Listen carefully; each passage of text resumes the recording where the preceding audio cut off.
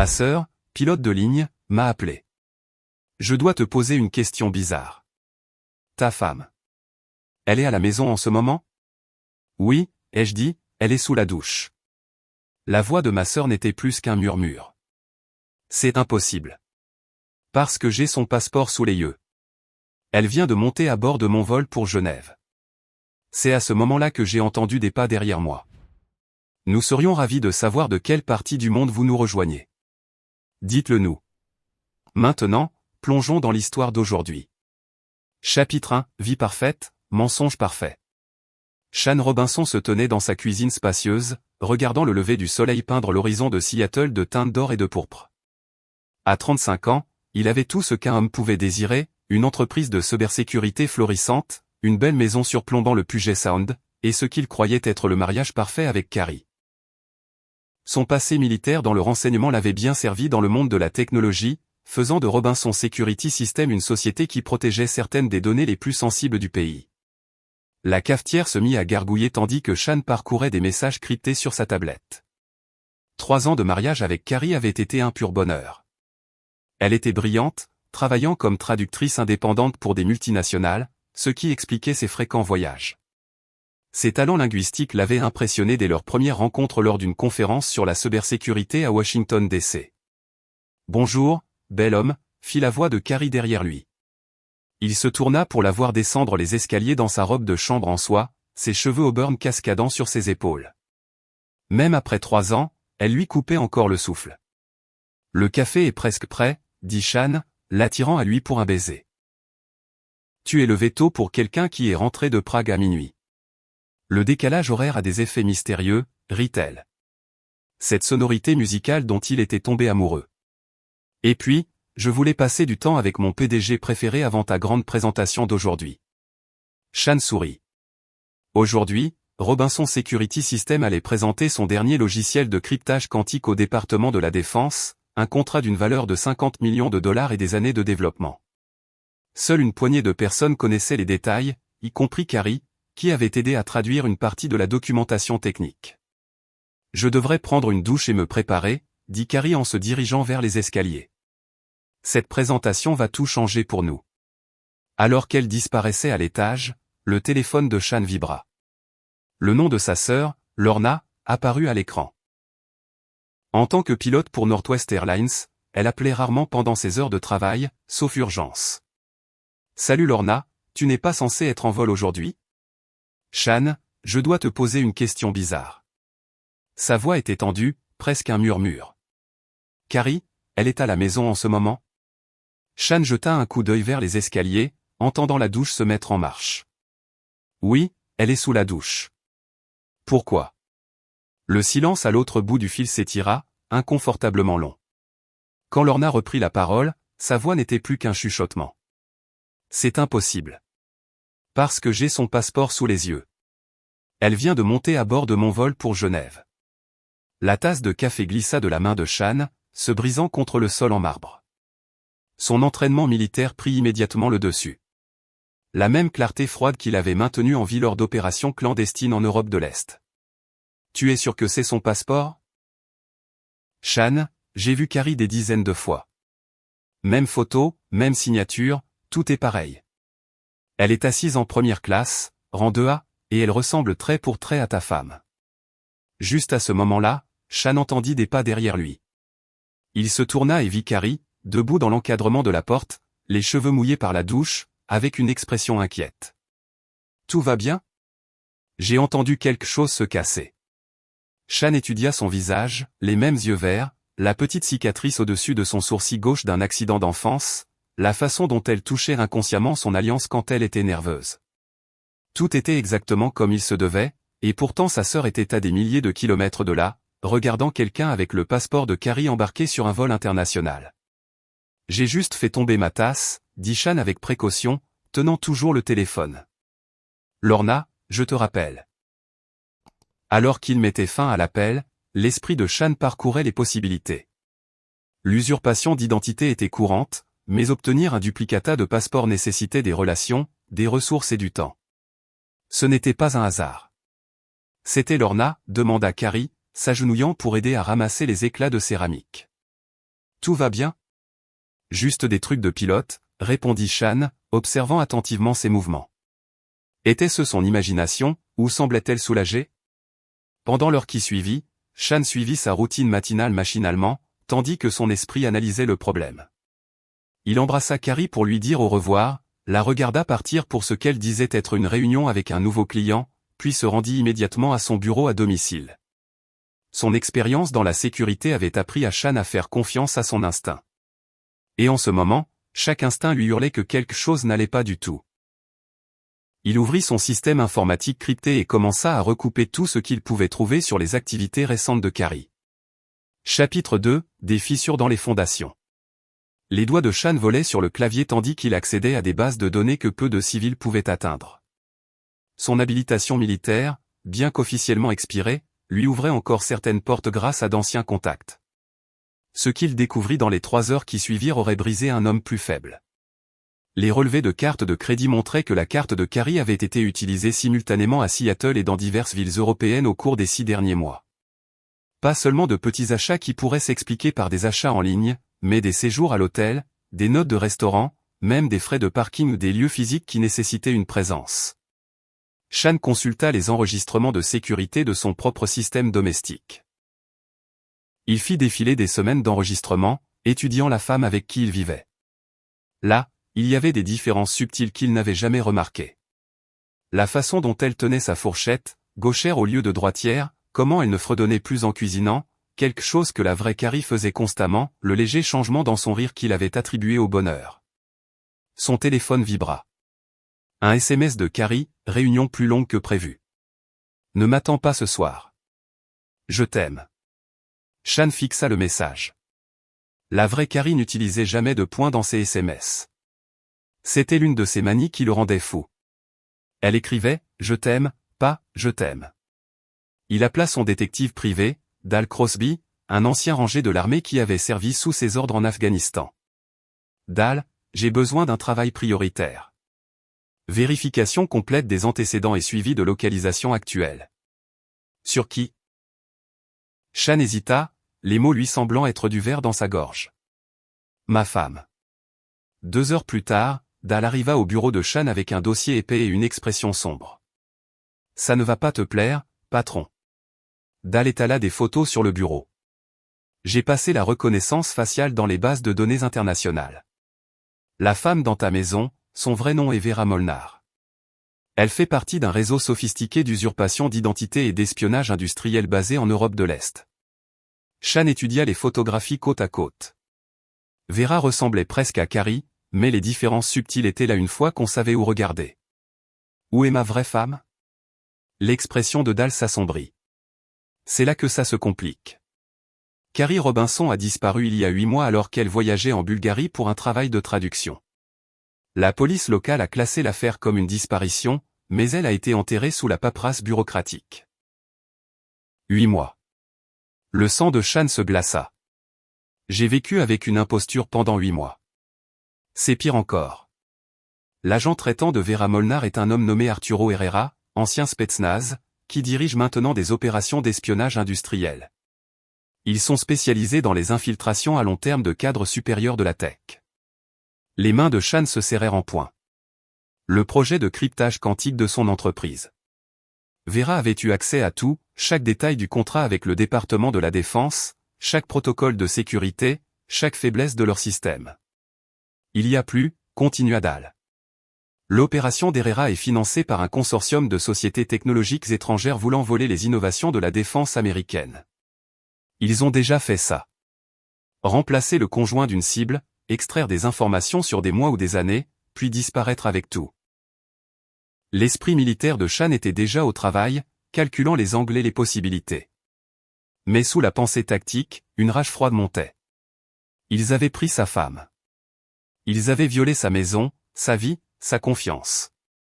Et ils pensaient pouvoir simplement disparaître une fois leur mission accomplie. Dal, j'ai besoin que tu mettes en place une surveillance sur Vera. 24 heures sur 24. Mais ne la laisse pas s'en rendre compte. Je veux connaître toutes les personnes qu'elle rencontre, chaque appel qu'elle passe, chaque mouvement. Qu'est-ce que tu prévois, Shan? Shan regarda par la fenêtre de son bureau l'horizon de Seattle, son reflet montrant l'expression dure qui avait autrefois fait avouer leur secret aux agents ennemis. Je vais retrouver ma vraie femme, et ensuite je vais détruire tous ceux qui sont impliqués dans son enlèvement. Chapitre 3, la préparation du chasseur. Ce soir-là, Shan rentra chez lui et trouva Vera en train de préparer le dîner, fredonnant doucement. La voir porter le tablier de Carrie, utiliser les recettes préférées de Carrie, le remplit d'une fureur contenue qui aurait terrifié ses ennemis. « Comment s'est passée ta journée » demanda Vera, l'embrassant sur la joue avec des lèvres qui n'étaient pas celles de sa femme.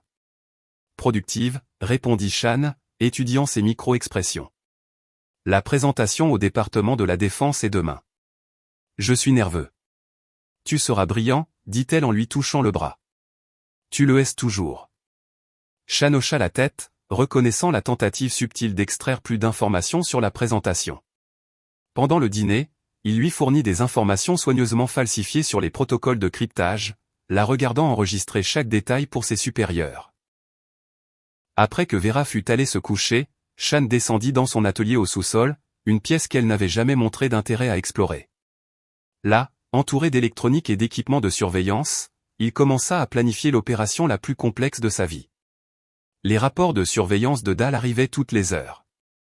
Vera avait passé 3 appels à des numéros intraçables, envoyé des messages cryptés via une application sécurisée, et visité une planque à Georgetown 2 fois cette semaine-là. Le schéma était clair. Elle se préparait pour l'extraction. Shan consulta les dossiers de renseignement sur Arturo Herrera. L'homme était un fantôme, changeant d'identité comme de la fumée, mais les fantômes laissaient des traces, et Shan avait passé des années à apprendre à les suivre. Son ordinateur sonna, un message crypté d'un ancien contact de la communauté du renseignement. Clifford Warren, travaillant maintenant dans la sécurité privée en Europe. J'ai trouvé quelque chose sur ton affaire de personnes disparues. La police bulgare n'était pas incompétente. Elle était achetée. Ta femme est tombée sur quelque chose de plus gros qu'un simple kidnapping. Elle a découvert que l'opération d'Herrera prévoyait d'infiltrer Robinson Security System des mois avant qu'il ne passe à l'action. Le sang de Shan se glaça. Carrie n'avait pas été une victime au hasard. Elle avait essayé de le prévenir. Elle a laissé quelque chose pour toi. Un coffre-fort à Vienne sous le nom de Robinson Translation LLC. Boîte numéro 247. La clé est cachée dans son ours en peluche d'enfance. Vérifie l'oreille gauche. Shan monta en courant dans sa chambre où Vera dormait. Dans le placard, exactement là où Carrie l'avait toujours gardé, se trouvait l'ours en peluche usé de son enfance. Shan tâta soigneusement le long de l'oreille gauche et trouva une petite fente dans la couture. À l'intérieur se trouvait une minuscule clé de coffre-fort. Alors qu'il tenait la clé, le téléphone de Shan vibra avec un autre message de Clifford. Herrera prépare quelque chose de gros à Genève. Sommet bancaire la semaine prochaine. Ta femme est peut-être encore en vie. Il la garderait comme assurance jusqu'à ce que l'opération soit terminée. Shan baissa les yeux sur Vera, dormant paisiblement dans son lit, et un sourire se dessina sur son visage. Ce n'était pas un sourire agréable. Il passa le reste de la nuit à se préparer. À l'aube, Shan avait élaboré un plan qui aurait impressionné ses anciens commandants. C'était audacieux, dangereux, et reposait sur le retournement des propres tactiques d'Herrera contre lui. Premièrement, il utiliserait la confiance de l'agent traitant de Vera en elle pour leur fournir de fausses informations. Deuxièmement, il suivrait la piste de l'argent du contrat du département de la Défense pour exposer toute la conspiration. Enfin, il utiliserait ses propres compétences et ressources pour traquer Arturo Herrera et sauver Carrie. Mais Shan Robinson avait appris la patience à l'armée. Il laisserait ses ennemis croire qu'il gagnait jusqu'au moment même où il les détruirait complètement. Alors que Vera se réveillait et lui souriait avec une affection volée, Shan lui sourit en retour. Elle n'avait aucune idée que l'homme qu'elle manipulait depuis 8 mois était sur le point de devenir son pire cauchemar. Chapitre 4, la toile se défait. 3 jours après avoir découvert la vérité, Shan se tenait dans la salle de conférence de son entreprise, livrant la présentation qui scellerait le sort de son ennemi. Des responsables du département de la Défense étaient assis autour de la table polie tandis que Shan expliquait le système de cryptage quantique qui allait révolutionner les communications militaires. Mais les diapositives qu'ils voyaient n'étaient pas les vraies. Comme vous pouvez le voir, dit Shan, cliquant pour afficher des protocoles de cryptage délibérément faussés, notre système utilise une distribution de clés quantiques de 2048 bits avec une correction d'erreur standard. Dans le public, le général Ivan Barr hocha la tête d'un air approbateur, ignorant qu'il assistait à une mise en scène. Le véritable système de cryptage quantique utilisait une clé révolutionnaire de 4096 bits avec la correction d'erreur propriétaire de Chan des informations que Vera rapporterait consciencieusement à ses supérieurs. Après la présentation, Chan rentra chez lui et trouva Vera dans son bureau, fermant rapidement son ordinateur portable à son entrée. « Je vérifiais juste mes emails », dit-elle avec une innocence étudiée. « Bien sûr », répondit Chan, sachant qu'elle avait photographié les faux fichiers de présentation qu'il avait délibérément laissés ouverts. La présentation s'est bien passée, le général Barnes pense que nous aurons le contrat. Ce soir-là, l'équipe de surveillance de Dahl signala que Vera s'était rendue d'urgence à la planque de Georgetown. Grâce à des microphones à longue portée, ils capturèrent des fragments de sa conversation. Le cryptage est plus faible que prévu, clé de 2048 bits avec des protocoles standards, plus facile à cracker que nous le pensions. Chan sourit. L'organisation d'Herrera gaspillerait des mois à essayer de décrypter des faiblesses fantômes qui n'existaient pas dans le système réel. Pendant ce temps, Chan s'était occupé de sa propre collecte de renseignements. Utilisant des contacts dans le monde bancaire, il traça l'argent qui affluait dans l'opération d'Herrera.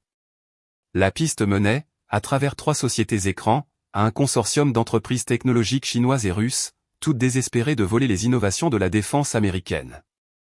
Mais la découverte la plus importante vint de Vienne. Chan s'y était rendu sous une fausse identité, utilisant des compétences apprises dans le renseignement militaire. Le coffre-fort contenait la véritable enquête de Carrie sur le réseau d'Herrera. Des mois de preuves soigneusement rassemblées, photographies, dossiers financiers, plus important encore, une carte détaillée des opérations d'Herrera à travers l'Europe. Carrie avait été plus qu'une traductrice. Elle travaillait sous couverture pour Interpol, enquêtant sur le réseau même qu'il avait finalement capturé. Ses dernières notes, datées de quelques jours seulement avant sa disparition, révélaient l'ampleur stupéfiante des ambitions d'Herrera. Ils ne volent pas seulement des secrets technologiques. Ils établissent des profils sur des centaines de sous-traitants de la défense américaine, cartographiant les vulnérabilités pour une cyberattaque coordonnée. L'entreprise de Chan n'est que le début. La dernière page contenait une adresse dans les Alpes suisses et une seule ligne, s'il m'arrive quelque chose, c'est là qu'ils emmènent les prisonniers de grande valeur. Chan mémorisa chaque détail des renseignements de Carrie, puis détruisit les originaux. Il rentra à Seattle avec une nouvelle appréciation du courage de sa femme et une détermination brûlante à finir ce qu'elle avait commencé.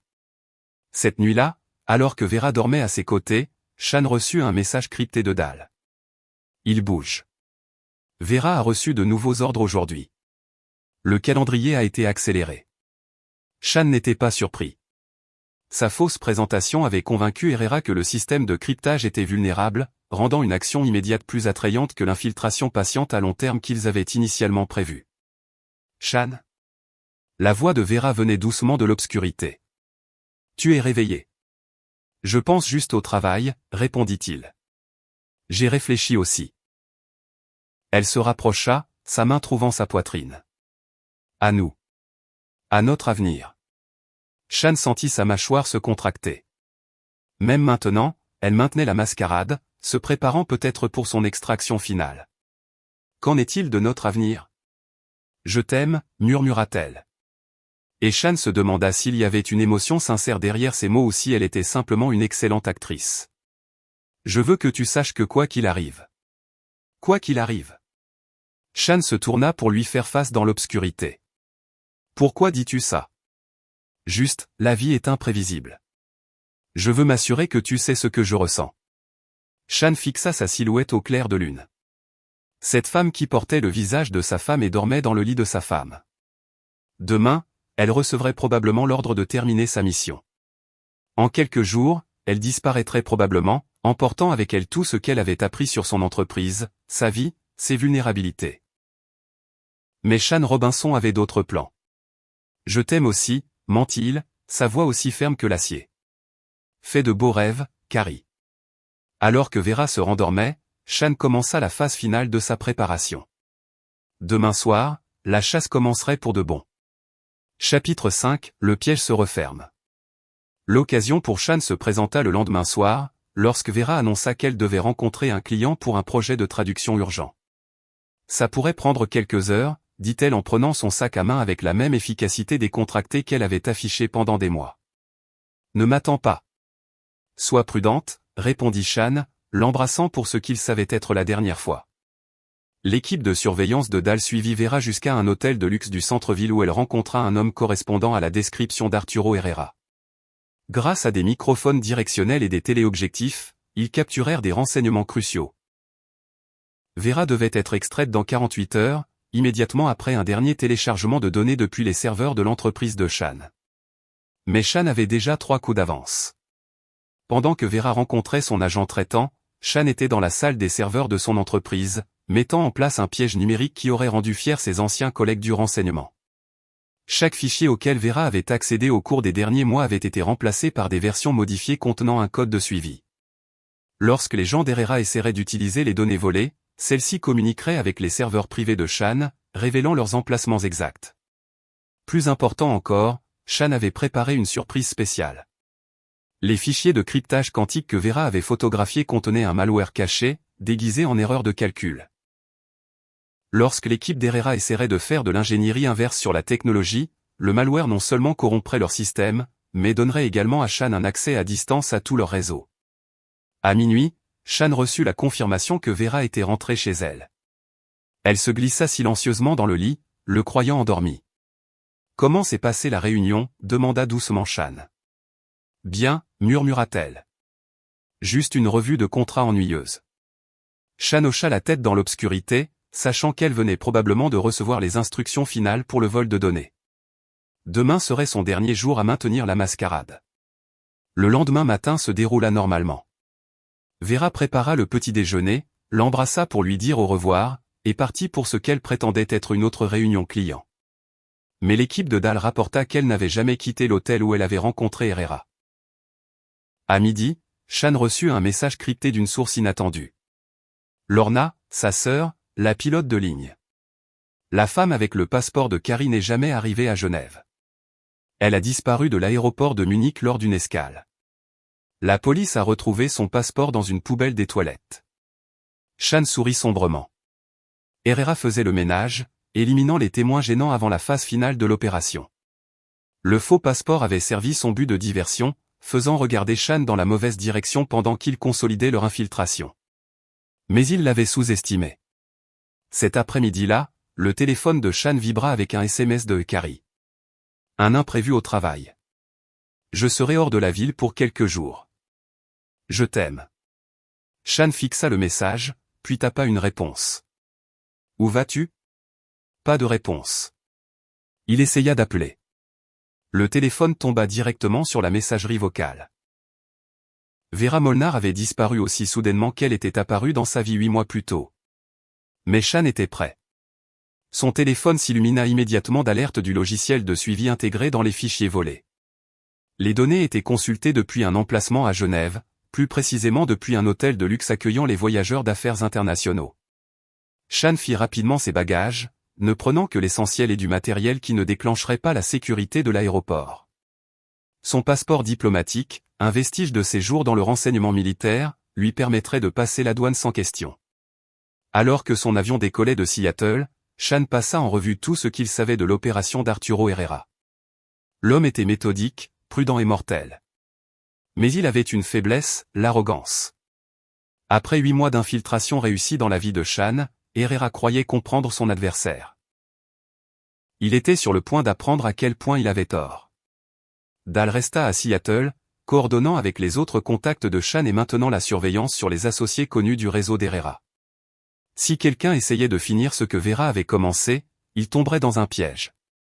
Mais le véritable objectif de Shan était la Suisse, où les renseignements de Carrie suggéraient qu'Herrera détenait des prisonniers de grande valeur. Si sa femme était encore en vie, c'est laquelle serait. Alors que l'avion traversait l'Atlantique, Shan sentit le calme froid et familier d'une opération qui commençait. Il avait passé des mois à être réactif, découvrant l'ampleur de la tromperie morceau par morceau. Il était maintenant temps de prendre l'initiative. Arturo Herrera avait rendu cette affaire personnelle au moment où il avait pris Carrie. Maintenant, Shan allait lui apprendre la différence entre voler un homme d'affaires et menacer un soldat. Chapitre 6, dans la gueule du loup. Les hôtels de luxe de Genève étaient une couverture parfaite pour l'espionnage international. Tant d'hommes d'affaires et de diplomates légitimes, quelques visages de plus n'attiraient aucune attention. Chan s'enregistra au Grand Hôtel Kempinski sous une fausse identité, à 3 pâtés de maison de l'endroit où son logiciel de suivi localisait les données volées. Sa première priorité était de localiser la base opérationnelle d'Herrera. L'hôtel de luxe où les données étaient consultées s'avéra être l'hôtel Président Wilson, surplombant le lac Léman. Chan passa la journée à effectuer une surveillance depuis divers points de vue, identifiant les schémas et les mesures de sécurité. À 18 h, sa patience fut récompensée. Vera Molnar sortit de l'entrée principale de l'hôtel, ne jouant plus le rôle de l'épouse aimante. Ses cheveux étaient différents, plus courts, plus foncés, et elle se déplaçait avec l'efficacité confiante de quelqu'un opérant dans son élément naturel. Elle était accompagnée de 2 hommes, l'un que Chan ne reconnut pas, et un autre qui correspondait aux photos de renseignement d'Arturo Herrera. Grand, mince, avec l'allure d'un ancien opérateur des forces spéciales. Herrera ressemblait exactement à ce qu'il était, un prédateur dangereux. Chan les suivit à distance alors qu'ils se rendaient à un aérodrome privé à l'extérieur de Genève. À travers des jumelles, il les regarda monter à bord d'un hélicoptère se dirigeant vers les Alpes suisses.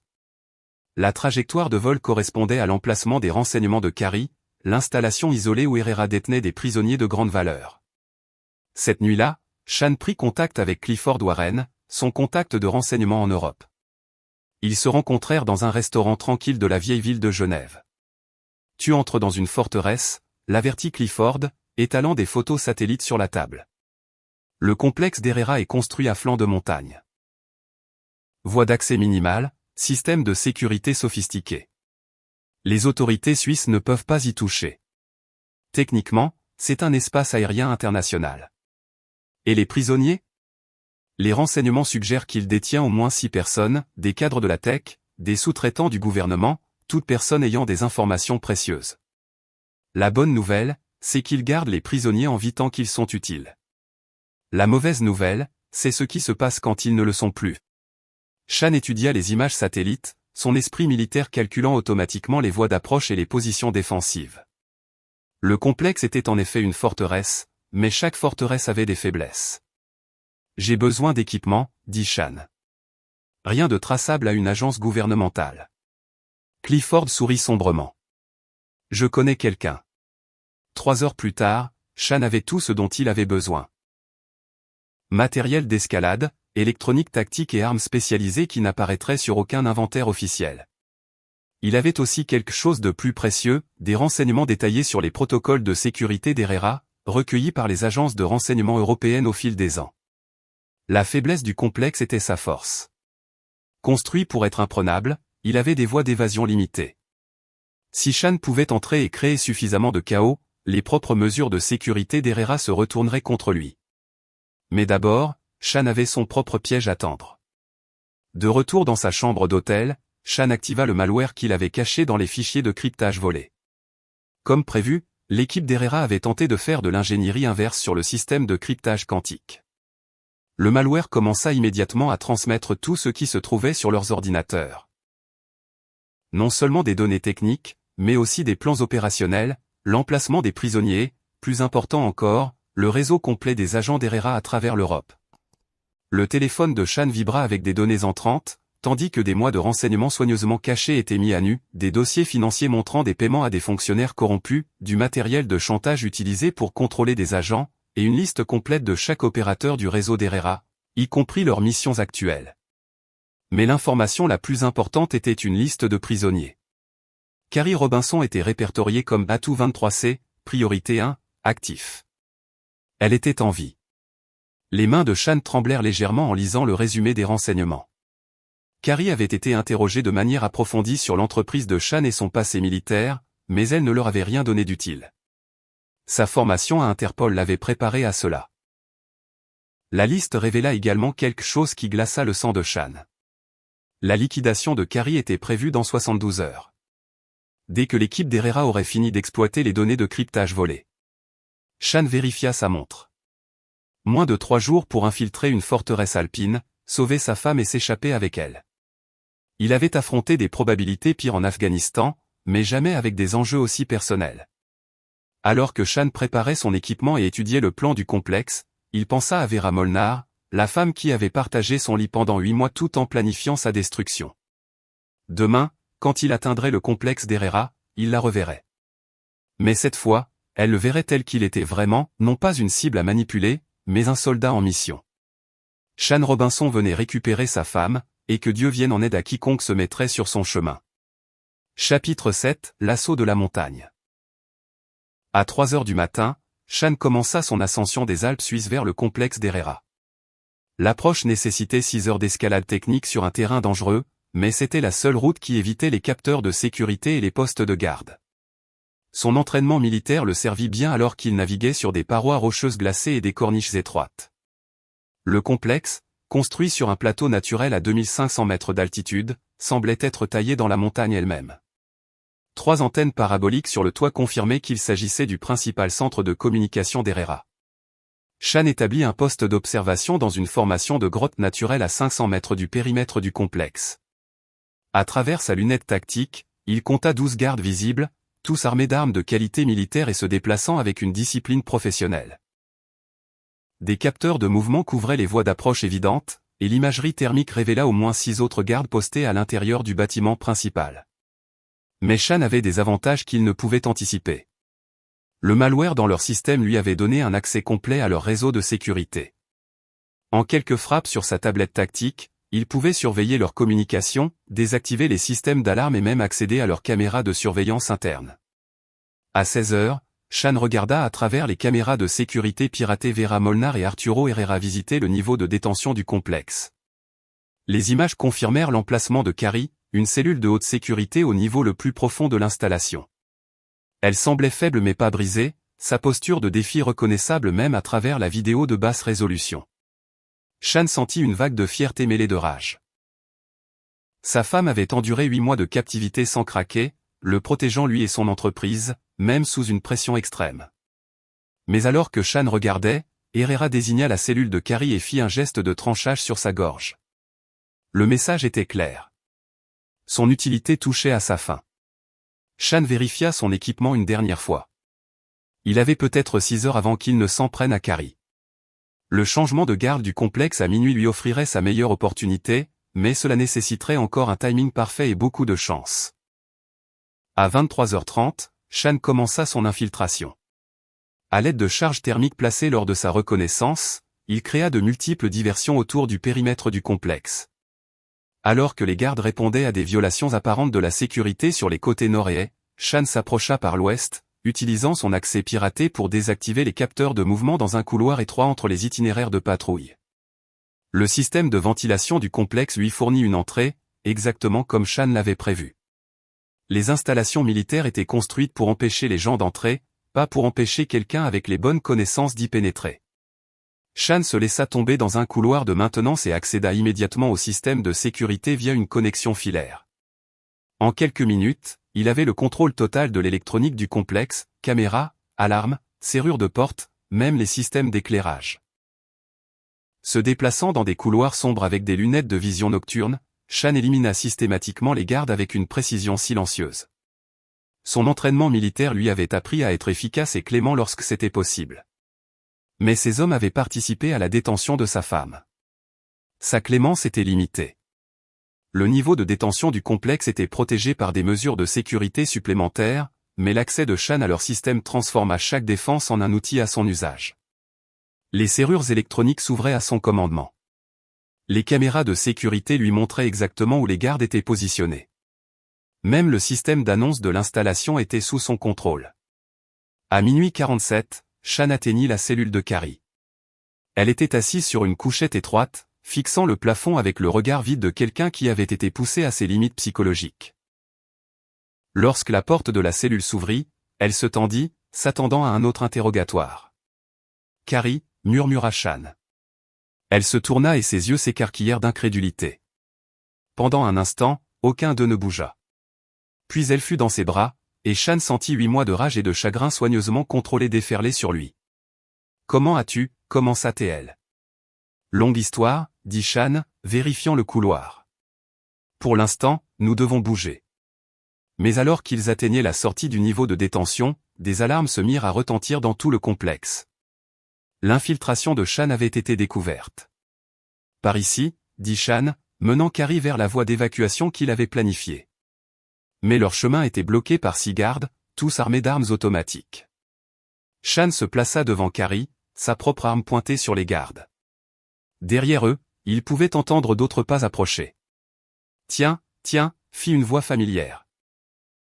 Shan se tourna pour voir Arturo Herrera approcher, flanqué de Vera Molnar et de gardes supplémentaires. Le célèbre Shan Robinson, montrant enfin son vrai visage. Herrera sourit froidement. Vous avez causé un désagrément considérable, monsieur Robinson. Mon organisation a investi des mois dans l'hospitalité de votre femme. Je crains que le retour sur cet investissement ne nécessite son silence permanent. Shan calcula rapidement. 12 adversaires armés, des munitions limitées et Carrie à protéger. Les chances étaient impossibles selon toute mesure conventionnelle. Heureusement, Shan Robinson n'avait jamais été conventionnel. Chapitre 8, l'heure des comptes. Vous avez fait une erreur critique, Herrera, dit Shan, son arme stable bien qu'en infériorité numérique de 12 contre 1.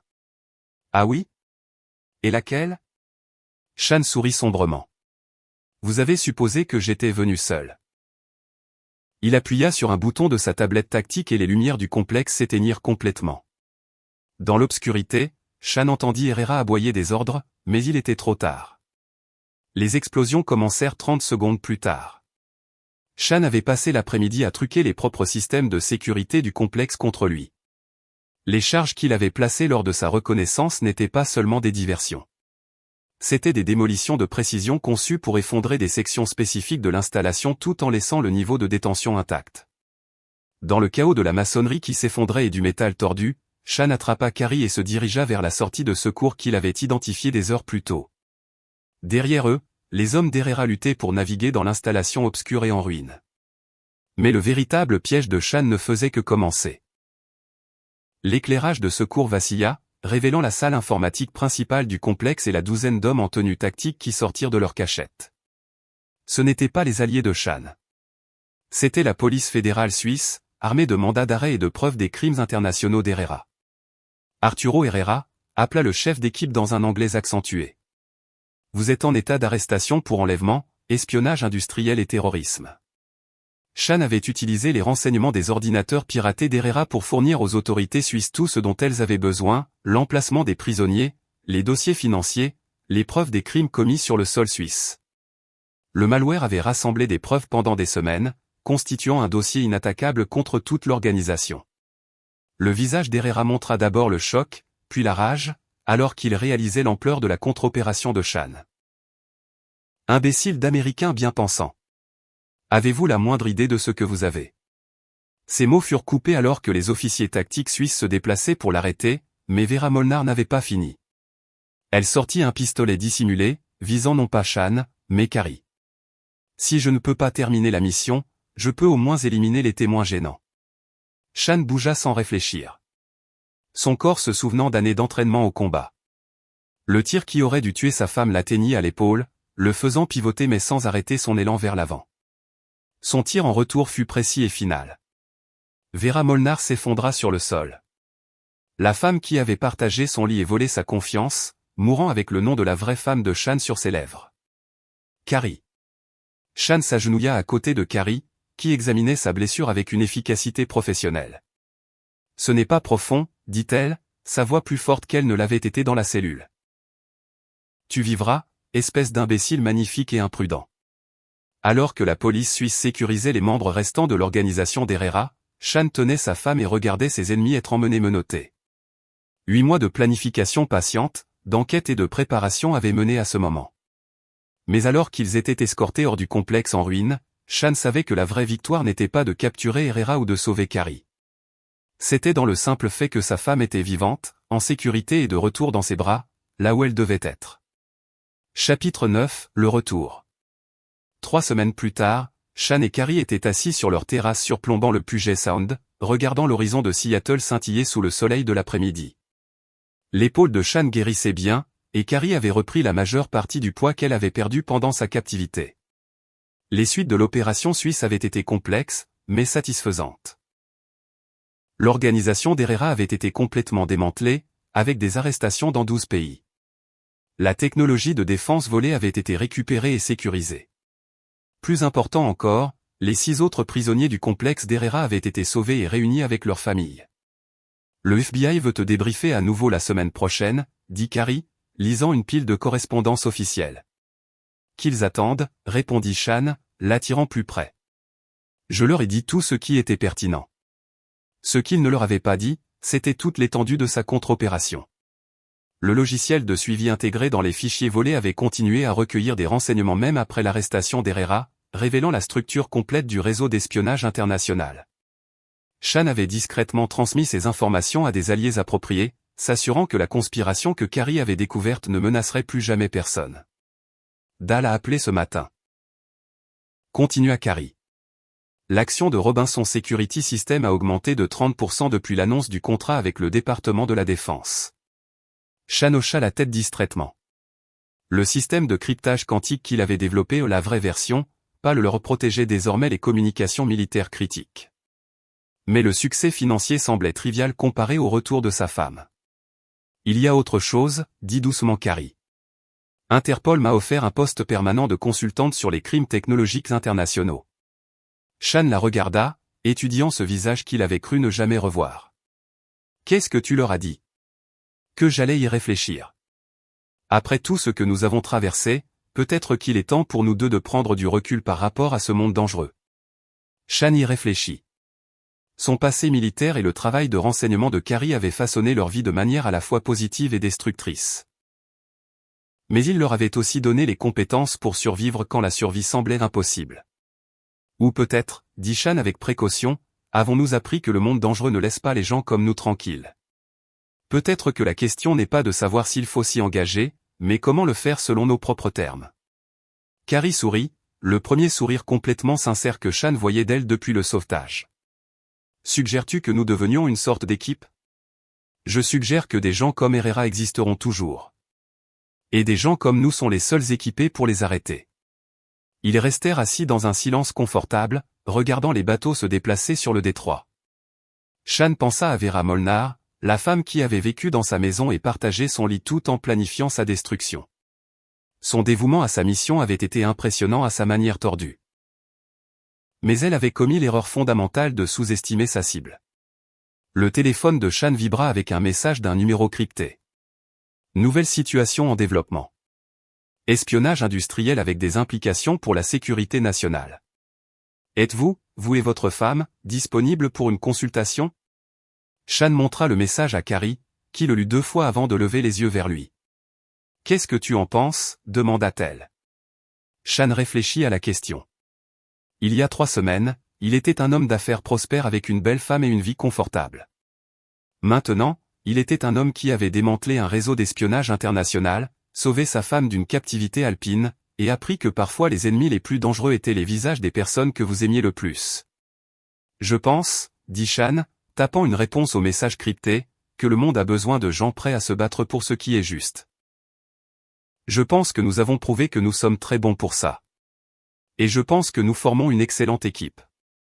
Carrie s'appuya contre son épaule alors qu'il appuyait sur Envoyer, acceptant le nouveau défi qui les attendait. Ensemble, demanda-t-elle. Toujours, répondit Shan, le pensant plus que tous les mots qu'il avait jamais prononcés. L'horizon de Seattle scintillait dans le soleil couchant. Et Shan Robinson, soldat, homme d'affaires, mari et protecteur, se préparait pour les batailles à venir. Il avait appris à la dure que la paix est une chose pour laquelle on se bat, pas une chose qui vous est donnée. Et il était très doué pour se battre.